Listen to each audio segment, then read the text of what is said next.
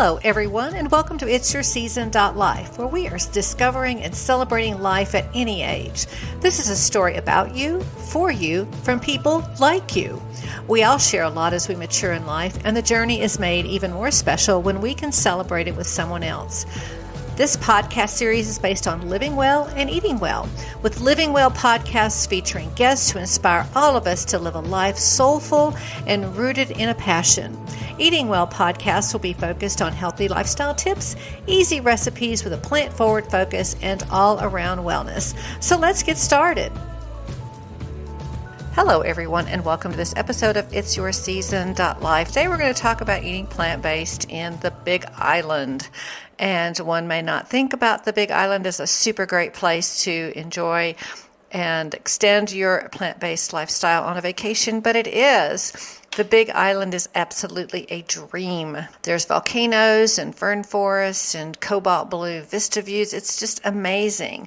But did you know it was rated one of the most vegan-friendly states in the United States? Yeah, it comes up against Oregon and California, and there are so many options. So let's get started and get some tips about, if you're traveling to the Big Island, how you too can enjoy your plant-based lifestyle. So as a plant-forward chef and a full-on vegan husband, it's a conundrum sometimes of where and what to eat when traveling, but there is such good news that the Big Island, Hawaii, has a lot to offer the plant-based traveler. So let's chat. What can we eat? What can we do, especially off the beaten trail options, which are really cool because you will be off the beaten trail a lot in beautiful Hawaii. So as I did my research, I did find a lot of restaurants and cafes that offered plant-based options. Super cool. A lot of tofu and definitely jackfruit to complete out vegan cafes there. But I really wanted to feel confident that we wanted to go out to eat. We'd have no problems at all. So as I did my research, I found many restaurants and cafes that offer plant-based options. There's some awesome websites with lists, like Purple Cow, I think it is, that has lists of vegan restaurants. And certainly there were a lot of restaurants that had tofu and jackfruit to some completely vegan cafes. So when we left, I really felt confident that if we wanted to go out to eat, we'd have no problems at all. And I really did not find a non-chain restaurant that didn't have at least one vegetarian or vegan option on my list that I took with me. And it wasn't always spaghetti marinara, which seems to be the go-to for adding a plant-based dish to a regular menu. So it's an island, and Hawaii prices its ahi tuna, its homegrown beef and pork. But there's also an uptick in the interest in plant-based or vegan lifestyles, maybe because they're ocean-bound, maybe becoming more self-sufficient, maybe you can only graze so many cattle on an island, maybe there's lots of visitors, who knows, but lots of places to enjoy a plant-based.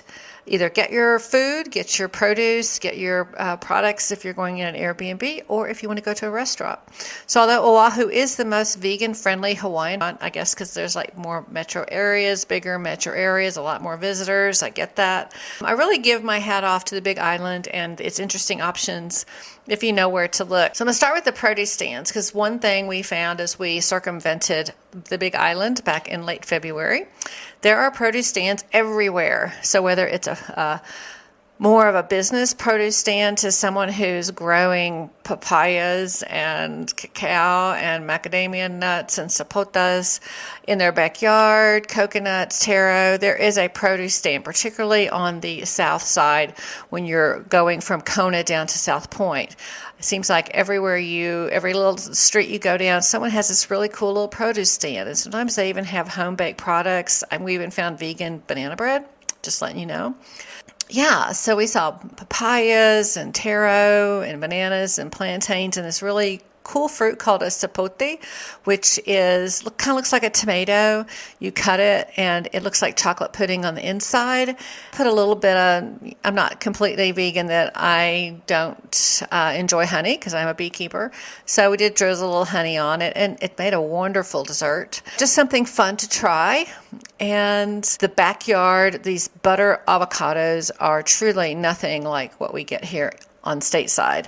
Take some time, stop at those stands, and pick up something cool that you can try and take with you, either on your picnic or to your Airbnb, or maybe just a snack, or just to have some culinary exploration. I think it's pretty cool.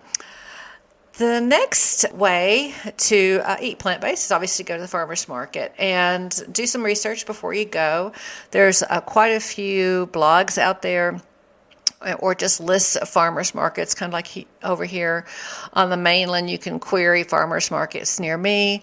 We circumvented the island and went to as many as we could because I just think it's fascinating to see what people are growing, especially on an island that has 11 different environmental zones. So it's pretty amazing.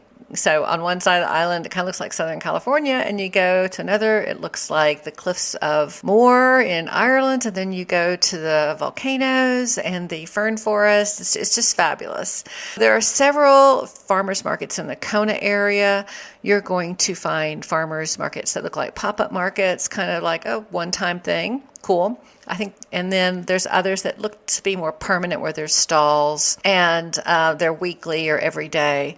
When we were in Kona, we went to the Olive Gardens Marketplace and just had a super fantastic time walking through that farmer's market. And we had a really great tofu quinoa wrap made by Cultivate Good Food. It was it is a brick and mortar, but they have like a little food trailer offering up fruit drinks and then also food. So it's kind of cool. So we picked up this really amazing vegan wrap and went and sat at a picnic place at the Place of Refuge and had this wonderful picnic. So I highly recommend that. There are many farmers markets in Hilo. There's a really fabulous market. And what I find interesting is the multiculturalism of Hawaii.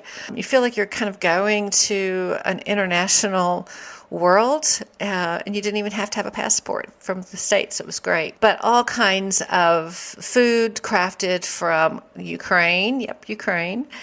Egypt, Thailand, Philippines, India, just a lot, Asia, just a lot of different wonderful foods from around the world. Either the produce or food crafters are actually food. So when we were in Hilo, we went to the market there and it had rained. It was a pretty rainy week when we were there, but it wasn't something that we couldn't work around because we lived in Houston. It rains all the time. We're able to get some really beautiful avocado wraps made with those wonderful butter avocados. They were out of the tofu wraps by the time we got there, but the avocado wraps held us over. Picked up some other beautiful produce and a papaya and some sweet potatoes. So just some different things that you can try if you're going back to your E&B or Airbnb or just need a snack, or maybe you just love the visual appeal of beautiful, colorful fruits and vegetables and root vegetables and just different things that maybe you don't ordinarily get to see stateside, or I should say on the mainland. I know in Houston there were huge international markets, and perhaps some of these markets, some of this produce might be available there. But if you're coming from not a huge multicultural large city in the United States, this is going to be new to you. I hope the taro and the breadfruit are new to you anyway. So the next thing, go up the coastline from Hilo up to Waimea, and there's another wonderful outdoor farmers market on Sunday that overlooks the ocean. That's actually where we found the vegan Ukrainian little stuffed breads. I won't try to pronounce it, but I just thought that was called, I think it's called pierogies. Just lovely with shiitake mushrooms and taro. So I thought that was really cool how they took the Ukrainian delicacy and then gave it an indigenous Hawaiian twist with the taro.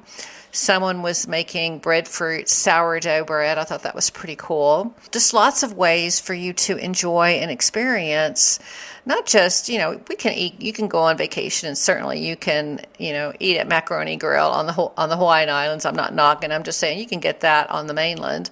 Go to Hawaii and really take a deep dive into all the wonderful produce and crafters that are happening there on the island. So when we travel, we do tend to now stay in an Airbnb. It's just easier. It's just easier when you're plant-based to buy things and go back and have some experimentation. You're not rushed. You can sit on your lanai in Hawaii and just enjoy the evening. It was just fantastic. But there are some really great restaurants and food trucks on the islands that you can enjoy. So I'm just going to go through a couple, and one in particular that I really enjoyed. So we were in Kona. We did not go to Swami's Dosa Grill, and I really wanted to because I love dosas, and they're vegetarian or vegan. And you don't get dosas that much in Indian restaurants. You really have to look for them. It just if you go to Kona, be sure and you're plant-based, or you just want to try some very interesting Indian food that you can't always get on the mainland, go to Swami's Dosa Grill in Kona. And then in Kona, there's also Kanaka Kava Bar. And I'll put these links in the website note, in the podcast notes. But I really wanted some indigenous food. I wanted to understand, what did the Hawaiians eat a long time ago, when they were very productive. I know they ate fish. I know the Polynesians brought pork to the island, but also they had to subsist on something else. So what was it? And so I did, after a lot of searching, finally come up with Kanaka Kava Bar. It's not a high-profile restaurant, but it's in a wonderful area in downtown Kona along the beach, on the beachfront. And they're family farm owned, but actually they're also woman owned too. I thought that was pretty cool. We had what I would call real indigenous foodstuffs because I really wanted to try the taro, the breadfruit, sweet potatoes, and tofu. We had a nice meal. You might look at it and go, oh, that's interesting, but I really wanted to understand, what it was, what is really what I would call true Hawaiian food, not what we consider, and they have lovely restaurants on the Big Island, don't get me wrong, but, I really wanted to know what I would call the indigenous foodstuffs were. So it's very interesting. Sweet potatoes are not the purple sweet potatoes we think of. They're actually purple yams. They're very sweet, and just have a very different texture. The taro is quite interesting. It was kind of like somewhere between a white potato and some other kind of root crop, but it was good. They cooked it with coconut milk. And then we had the sesame tofu. It was a very interesting experience. They had lovely live music. I'm giving them a thumbs up because you're not going to find a whole lot of indigenous Hawaiian food. So if you're really into understanding cultures and food, I highly recommend Kanaka Kava. There's also Journey to Good Health, which is a vegan restaurant, totally vegan restaurant in Kona. And there are others. Just go ahead and do a great Google search. But these are what I had looked at and wanted to go to while we were there. Obviously, lots of Thai food on the Big Island. There was a food truck called Tuk Tuk Thai. We saw actually on a YouTube video. And weren't really looking for it, but we were driving out of Volcanos National Park towards Hilo, and there it was on the left on the way into Hilo. So it was kind of drippy, dreary, rainy, and so I stopped and we got some pad thai and green curry, and it was just as good as the YouTube videos recommended. So we didn't have to go all the way into Hilo for dinner. But speaking of Hilo, there is Tina's Garden Cafe. There are she has wonderful Thai food. And there was also a restaurant called Pineapple's Restaurant. And it was on my radar, but reservations were required. It looked like a fun space with open air walls and really some grooving music. And what I liked is they actually took the time to create a whole separate page of vegan options from starters and appetizers to desserts. So not huge, but I just thought it was kind of nice that they had a whole separate menu. So I would give pineapples a try. They get my thumbs up still.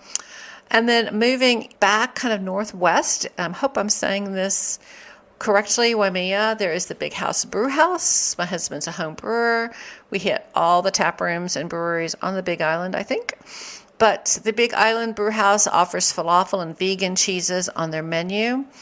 So I thought that was really cool. So they have a great Czech-style Pilsner. So I would recommend Big Island Brew House because, one, they weren't heavy on jackfruit. Falafel's cool. They used local vegan cheeses on their menu, which I thought was great. And I thought it was very well done. So supermarkets, there's lots of options, including a super giant Costco, but that's not our thing. I can do that here on the mainland, so I'm not going to do that.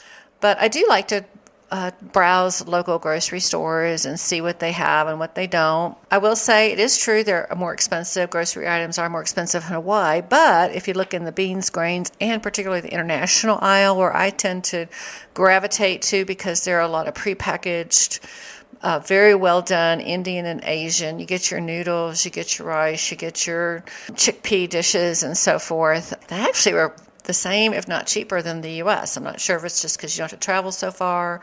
But long story short, it was a great exploration of food, and they all had some type. I was very impressed. Island Naturals, KTA, plant-based foods, all have some. Obviously, plant-based foods in Kona is all vegan, but they had some vegan options, tofu options of kind of ready-made wraps and things in the deli section, which you don't always find that in the States. On the mainland, I guess I should say. I keep saying States, but mainland. But it's such a great trip to go through and look at the different produce and look at this. I had no idea there were so many different kinds of papaya. I think I took a picture of 4 different kinds of papaya. I only tried one because you can only papaya so long. But there are growers, microgreen growers, people growing edible flowers, mushrooms, very similar to what we're finding here on the mainland of people growing lettuces, microgreens, fresh lettuce greens, and that sort of thing. One of the things I really enjoyed was a sweet potato tapioca coconut kind of pudding that I got at KTA, and it was just divine. I just parsed it out and ate it for breakfast. Got us some butter avocados. They were amazing. Somehow I wound up with a Meyer with some oranges, some locally grown oranges and Meyer lemons. So just have fun with it and just enjoy being, I think it's kind of like island garden that you're on.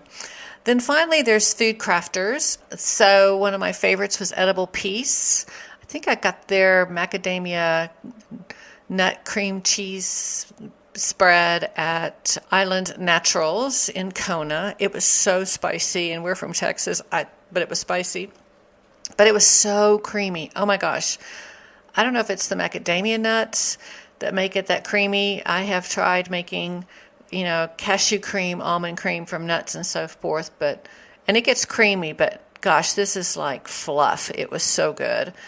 And like very few ingredients. So I'm thinking maybe the macadamia nuts just cream up differently.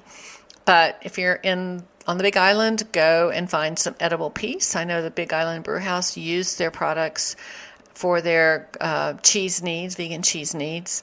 There are also some cool things as far as I know snack products, and the people that are Whole Foods plant-based, no fat, no salt, no sugar can just shut their eyes on this one. But a couple of places are doing cool stuff. There's a Hawaiian sweet potato, taro, and breadfruit chips. There's a whole section in the KTA stores with all sorts of chips. They're just beautiful. They're purple. I think my favorite was the Hawaiian sweet potato because they were kind of like an orange sweet potato chip, but like 10 times better. The taro chips were pretty interesting. They tasted close to a sweet potato. And the breadfruit chips, I think I could take or leave them, but it was interesting trying them. They had a little fibrous texture to them, I guess is probably a way to say it. Or maybe because we eat with our eyes, it kind of looked like a breadfruit on the inside, a little bland, but it is a primary food source in Polynesian, Asian countries. So, give breadfruit a try, have some fun with it. Then on the way to Captain Cook, there on the right, I guess it's on the right if you're heading south, it's on the right, is Kona chips, which, a lot of places on the mainland are doing their own potato chips. Certainly here in Boulder, we've got Boulder chips. Everybody's doing chips. But what is super cool about this is these are great chips, but go into the store front and you're going to find a lot of different, like this international world of food crafters. They've got someone making lovely furikake, which is one of my favorite food elevations and is a little expensive when you buy it. So, grab a jar and bring it home with you. They've got Lithuanian lavash, mixes, nuts, coffee. It's just a fun store to go into to see how they're taking local ingredients or people who have immigrated there and they're building food products and sharing them. And the best part, the best part is that shipping to the U.S. is affordable. It arrives in 2 to 3 days. It's kind of like shipping. I live in near Denver, so it's kind of like shipping from East Coast to Midwest. You get it in 2 to 3 days. It doesn't have to go through customs and all that. So if you want to order something in Hawaii, do so. It's kind of cool. I hope you enjoyed this podcast and gives you some ideas of how you can enjoy the Big Island and stay as close to plant-based or vegan as you can. My goal is just for people to eat more plants. If you get to Hawaii and say, hey, I want to try some abalone, nobody's going to beat you up. The fish is great.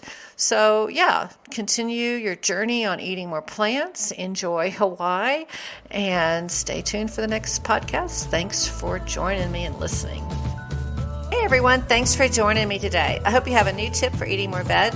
Give me a shout out with comments or suggestions for future podcasts. And be sure and check out my website, follow my cooking demos on YouTube under either Lisa Boesen, Boesen, or itsyourseason.life. And if you need a recipe, visit me on Amazon and other online book retailers. And remember, it's always your season to eat more veg. So let's get cooking.